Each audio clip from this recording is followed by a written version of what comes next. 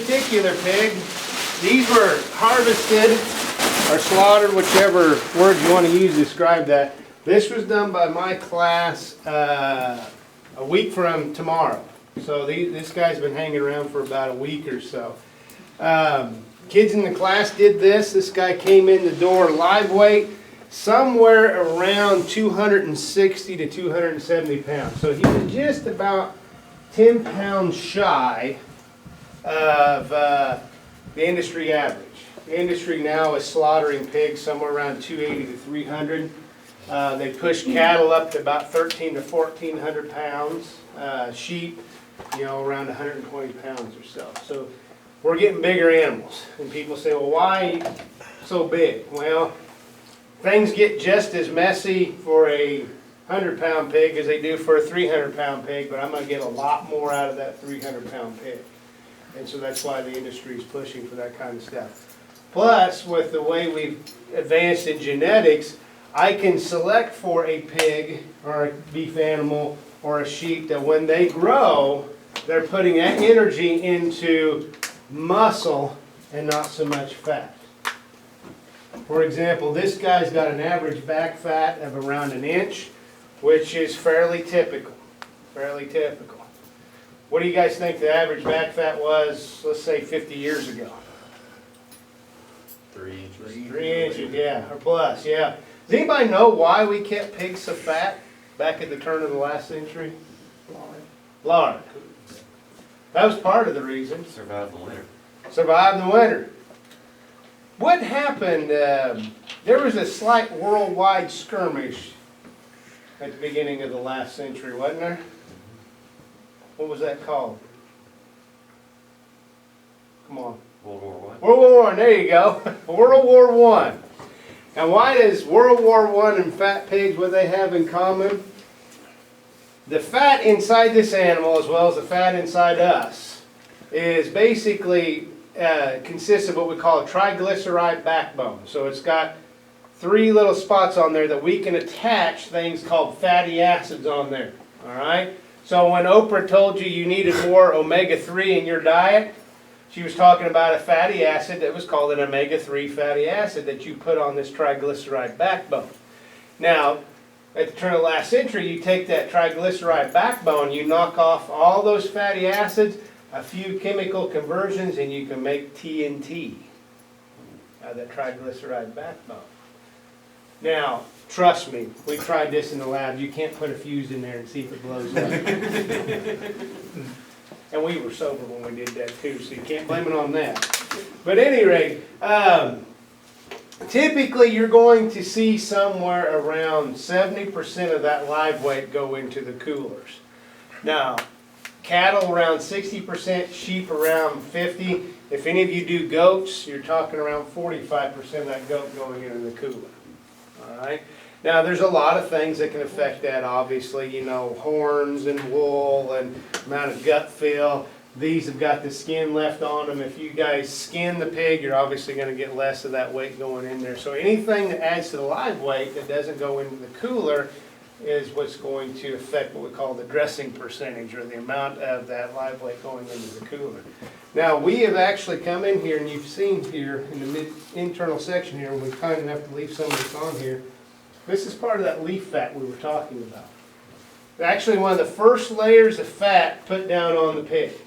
And the reason for that is they put the fat down there. Obviously, we think of fat as an energy source, but it also serves as protection as well.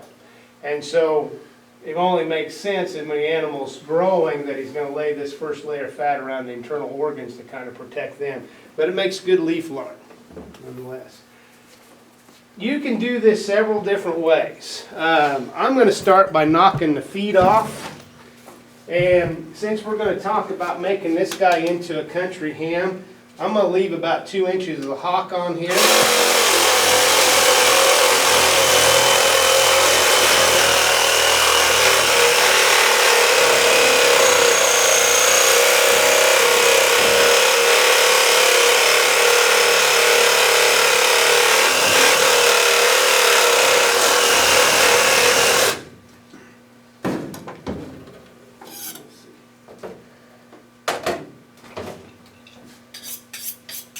Anybody know what this is? Steel, exactly. What this is used for, contrary to popular belief, if you take this knife and look at it under a microscope, you're going to see tiny little teeth. The smaller the teeth, the sharper the knife. And what happens, the industry calls them feathers, but if you look at the edge of that knife, when he's really sharp, it looks like this, but when I start to hit bone and the block top and things like that, those feathers or teeth get misaligned. What that steel does is straighten them back out. And no matter how hard you bang on this steel, it's never going to sharpen this knife. The only thing it's going to do is hone it, okay? So I usually take mine and I know where my angle is, about the same angle that I sharpen the knife with to straighten this tooth out. There's one foot. Come over here and do this guy. Kind of the same off the front foot, just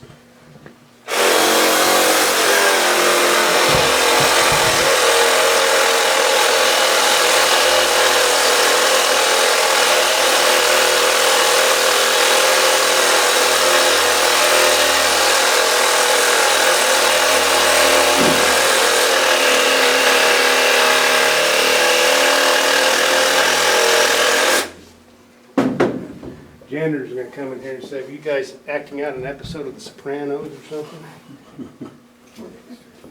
Or Dexter, there you go. I dated myself, didn't I? I said The Sopranos.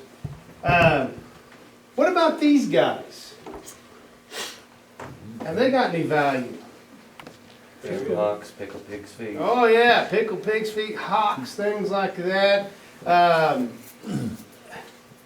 My girls in class think that's just absolutely disgusting.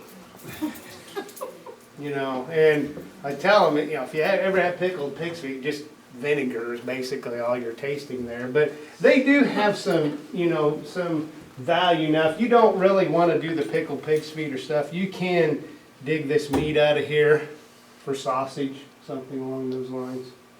So you can do that kind of stuff. So we got, as you can see, both the front and the back legs knocked off. Now what I usually like to do is take the ham off. Now according to the USDA, when I remove this ham, it has to be at least 1.5 inches from the H-bone, no more than 3 inches.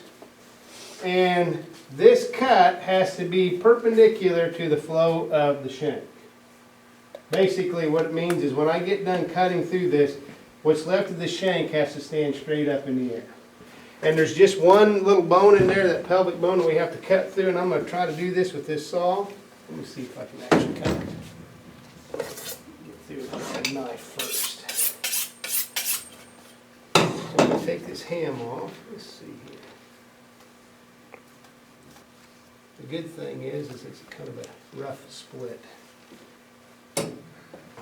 Teaching moment. Teaching moment. So we call these an extension teaching moments.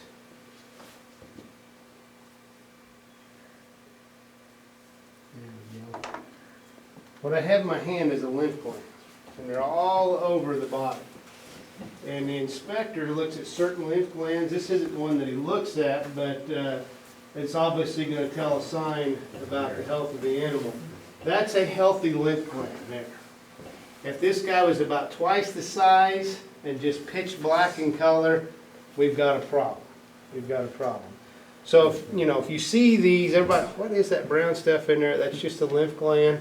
And if it's brown, it's good. If it's black, it's bad. Okay, keep that in mind. Brown good, black bad. All right. So when we see stuff like that in extension, we always call that a teaching moment.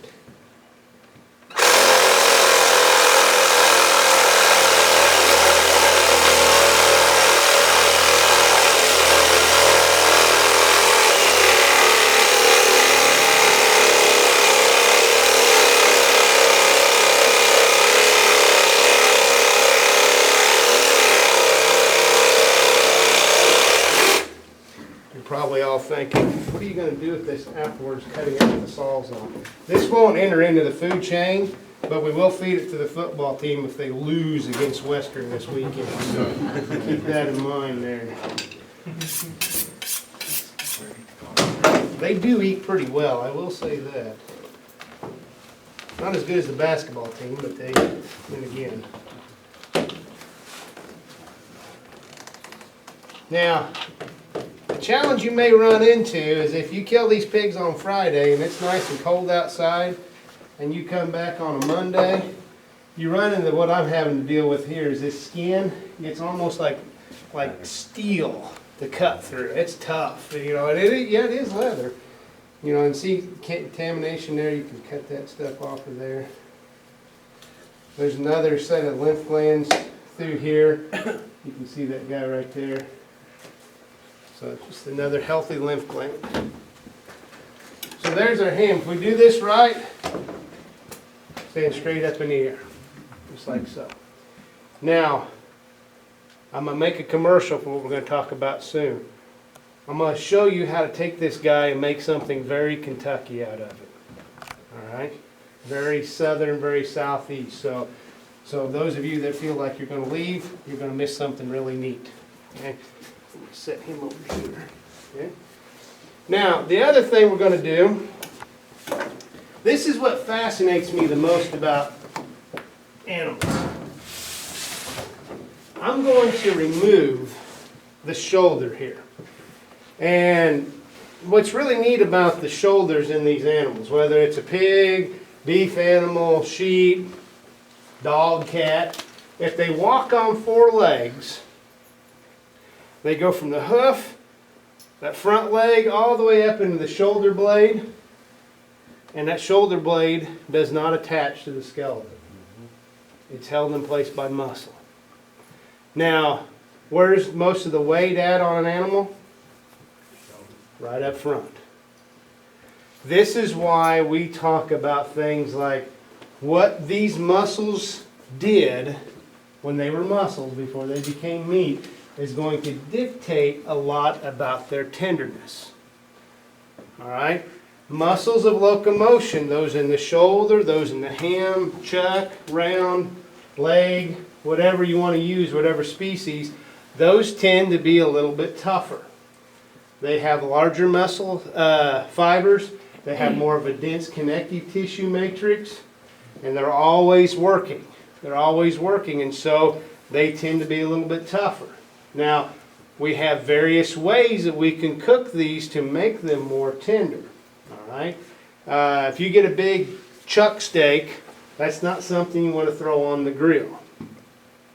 But if you put that chuck steak or that chuck roast in a crock pot and leave it in there for 8 to 10 hours, it's really tender then. Now what I like to do with it is not only put him in the crock pot, but I'll, you know, that big beef chuck roast, I'll get a jar of those pepperoncinis from the store, dump all that in there, juice and all, come back about 8 hours later, pull that chuck roast out of there, shred that guy up, get some hoagie rolls, some mozzarella cheese. Okay, only a fat guy can describe food like this. And I've got a very basic, very good Italian beef that you can take that recipe and say, okay, let's put a little bit more oregano in there, put a little more of this, a little more of that to spice it up. But that's a very basic thing. Wait till I tell you what we're going to do with this shoulder here. All right. Now, pigs are unique in that a beef animal has 13 ribs, sheep has 13 ribs, pigs have between 13 and 16 ribs. You think, why do we have 13 to 16 ribs in pigs? We used to breed these guys for length. And you can't put length in them unless you put ribs in them. Right? For example, this particular animal has 1, 2, 3, 4, 5, 6, 7, 8, 9, 10, 11, 12, 13, 14 ribs. Okay. Usually when I see them 16 ribs, if you go looking in the wood pile, you're going to find some sort of piatrin in them. Okay? Those are big, long, heavy muscle pigs. And if I see a 16 rib pig, you get looking through the bloodlines and eventually you're going to come across a piatrin, which I'm assuming that's where he's got those ribs. Okay? So because of that, we always start counting ribs at the head. And so I'm going to go between, I'm going to separate this shoulder between the second and third ribs. So this first rib's kind of, he can hide sometimes. So you got to put your thumb down there, your finger down there, and get in between those. And I'm gonna try to do this with this guy, and I'll show you why this is gonna be a little bit of a challenge.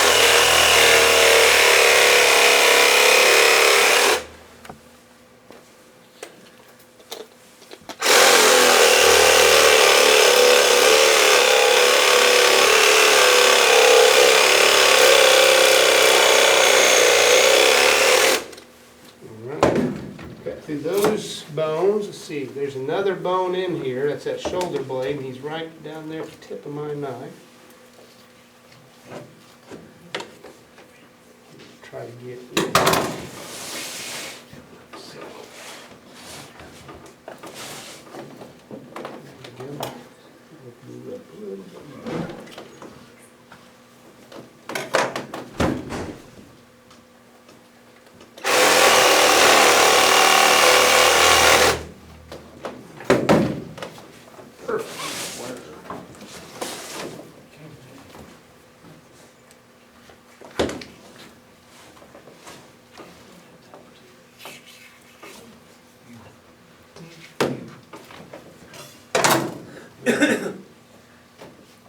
There's the shoulder. Two pieces on this guy. The Picnic and the Boston Buck. Here's that shoulder blade I was telling you about. And watch this. Knife's quite not long enough to stick out the other end. Actually, I think it's in the jowl there, yeah. But you can see this whole front end of this animal is held in place by muscle. So this guy, I mean, this pig's somewhere around 5 months old, so he's not going to have the tenderness issues that a 18-month-old beef animal would. But nonetheless, he's still going to have some issues we're going to have to deal with. Okay? And we'll talk about what we need to do. Now, you can do this. Put this saddle off here. What I like to do is go ahead and take these neck bones out. And you just get your knife and just follow the bone all the way around, like so.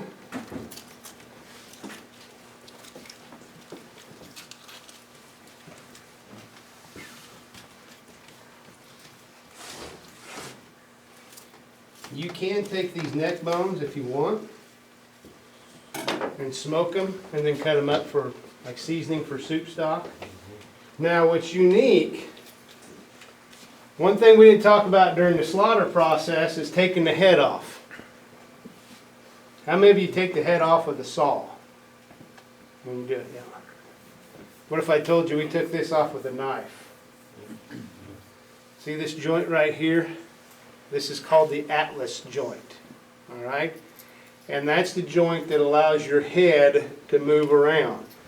And all we basically do is come in here, and you can see how this is kind of a rough split, so you get to see the whole entire joint. You can actually see the spinal cord down the middle. And there's another bone that fits right in there. So you kind of have to wiggle your knife like a W. You get the head off. And as soon as you get through that bone, get through that atlas joint, the head just drops right down. All you got to do is cut through all the other accoutrements in there, and the head comes off. And you don't need a hatchet, you don't need a saw or anything like that. You just need to know where to cut on this guy. And that's called the atlas joint. And as soon as, like I said, you can actually, you know, if you have little kids that are looking for something to do, you can have them come in there with a knife and cut all the little sausage out of there. Or you can just go ahead and smoke this, cut it up for kind of a seasoning or a soup stock or something along those lines. Once again, there's lymph gland right there as well. They're all over the place. Put that up there. Ah, this guy, back here. This piece, let's cut him out of there.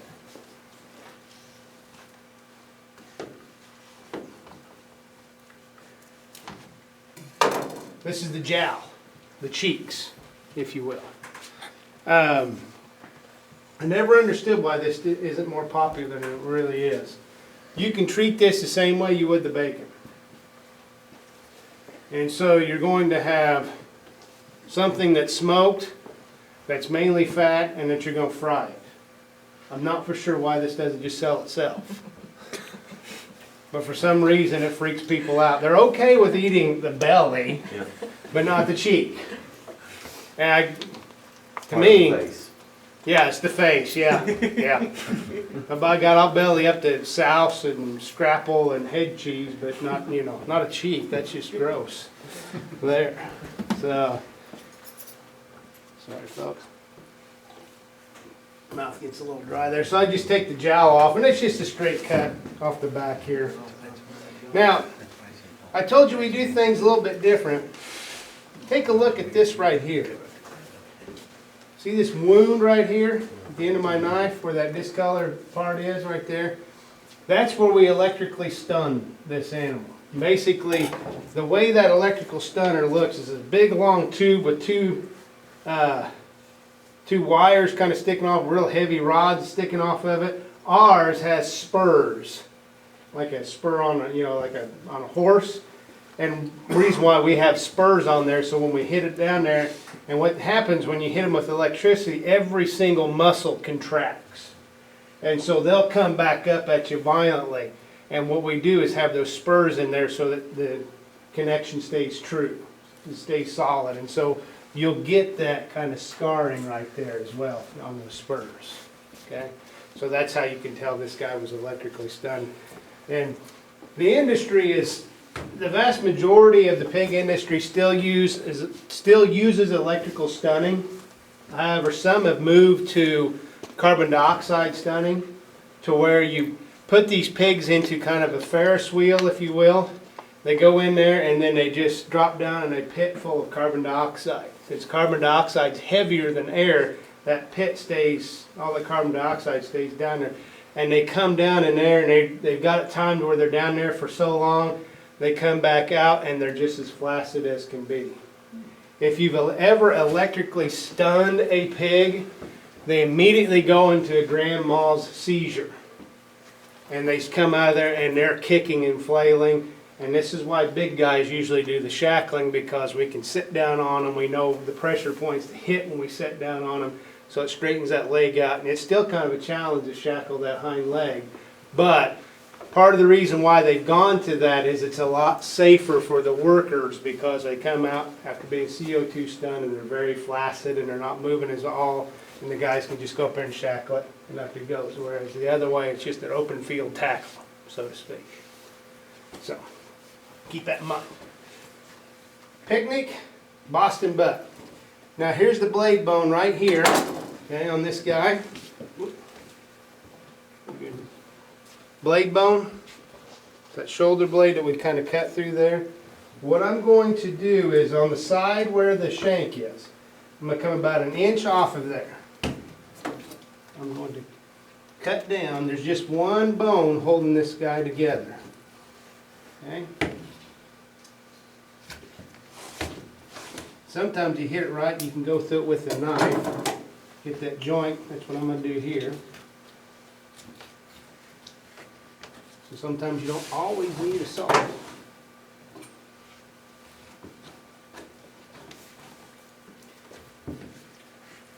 Once again, the skin is just like, these guys have been around about a week or so, and that skin just gets dehydrated and tough.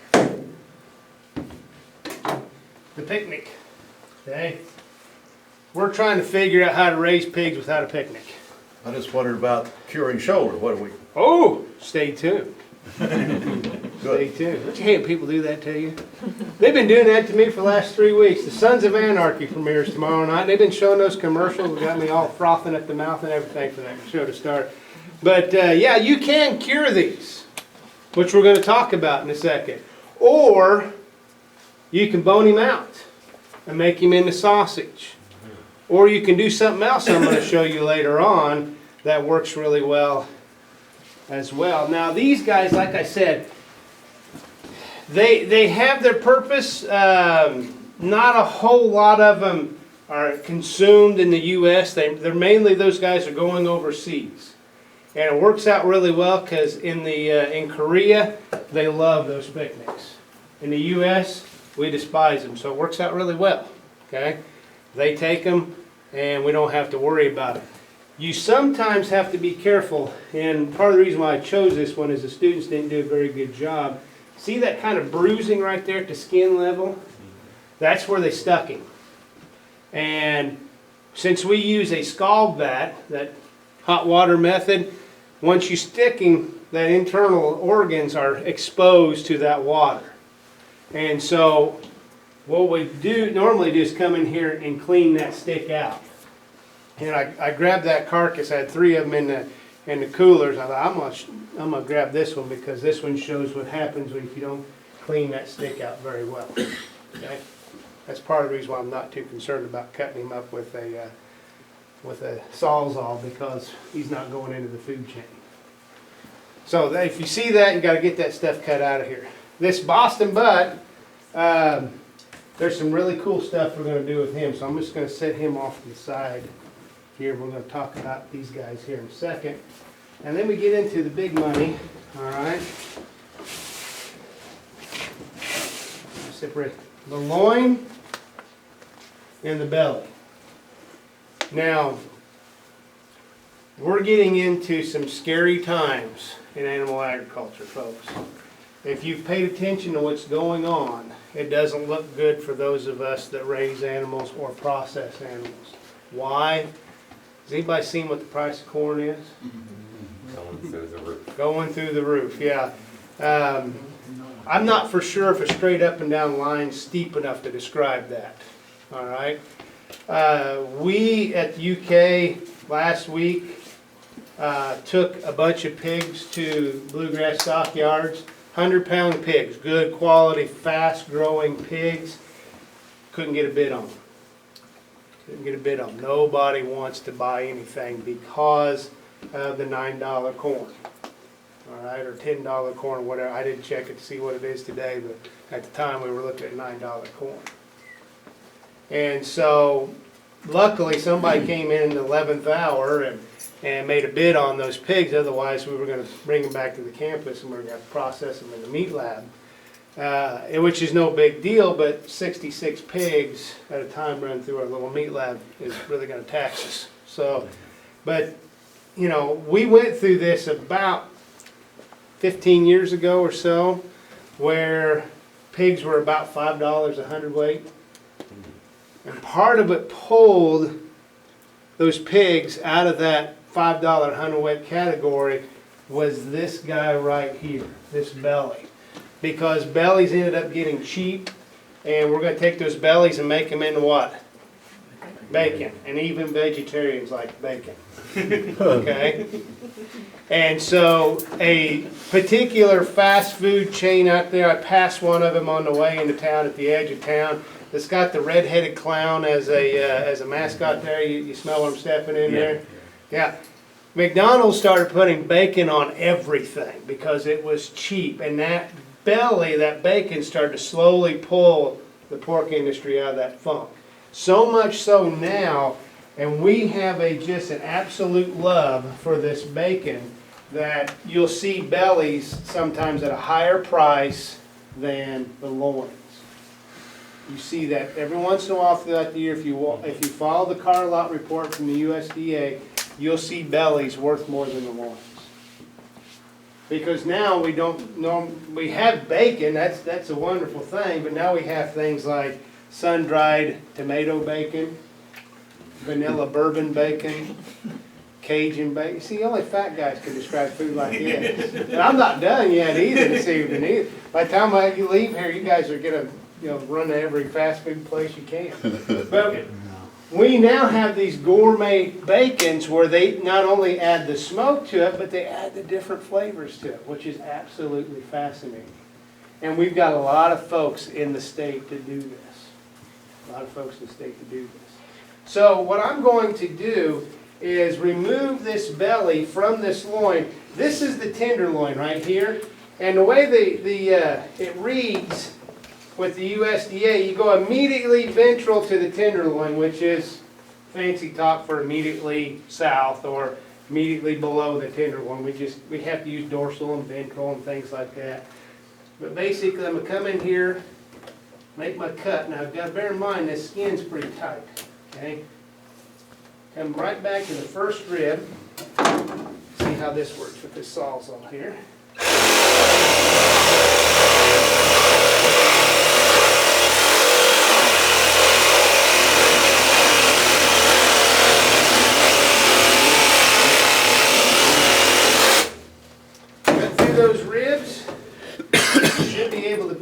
knife all the way through now. Just like so.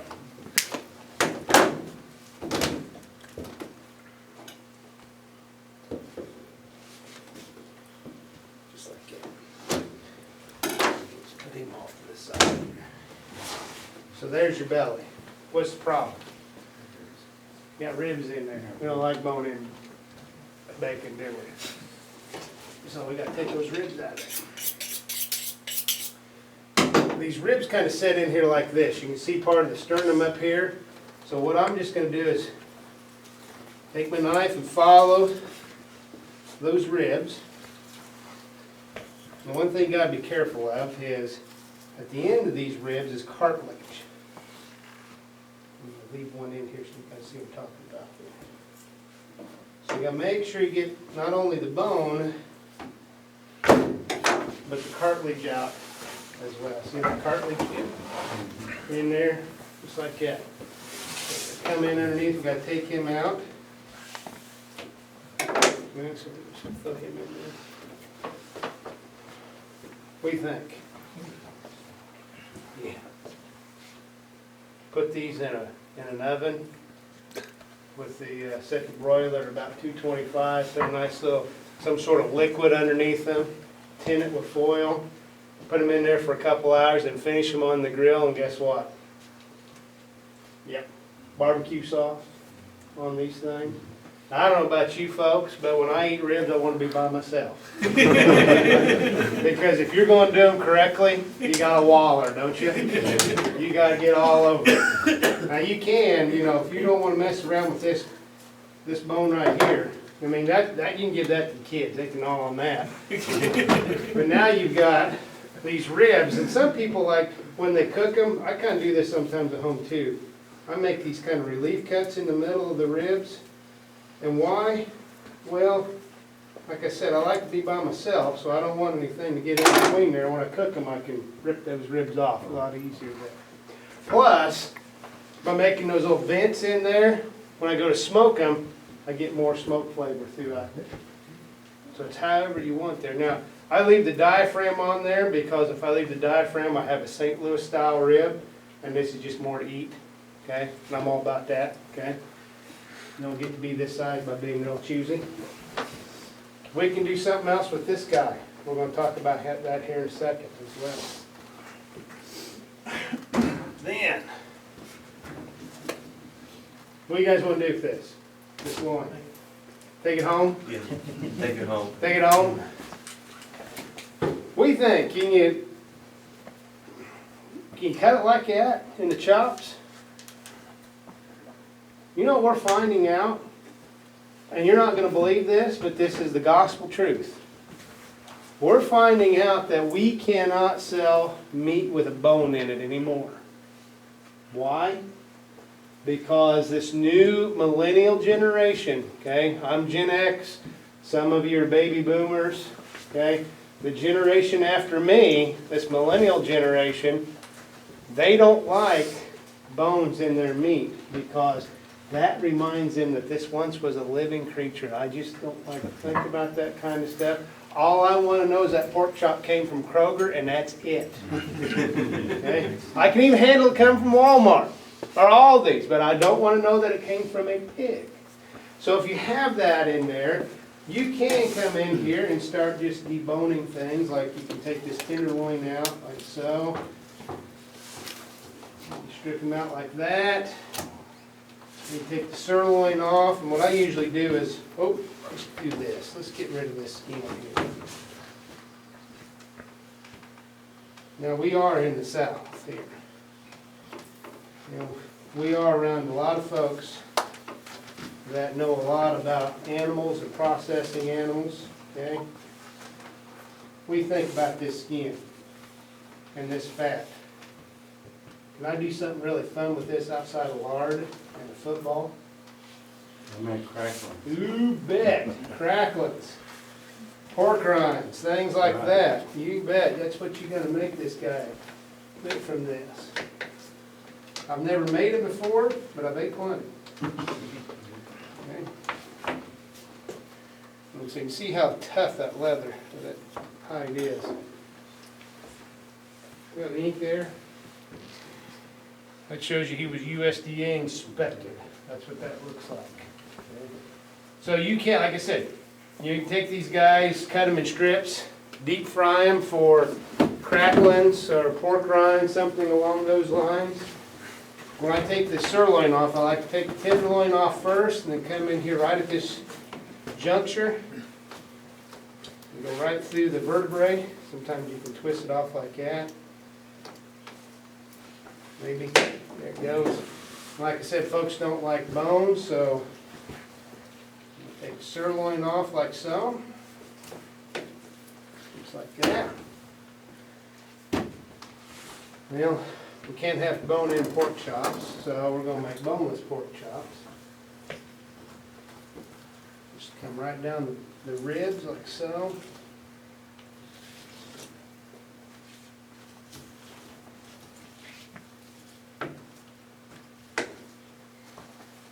Sometimes you can flip it over. Now, what if I strip these ribs out of here? What do I have? Baby back ribs.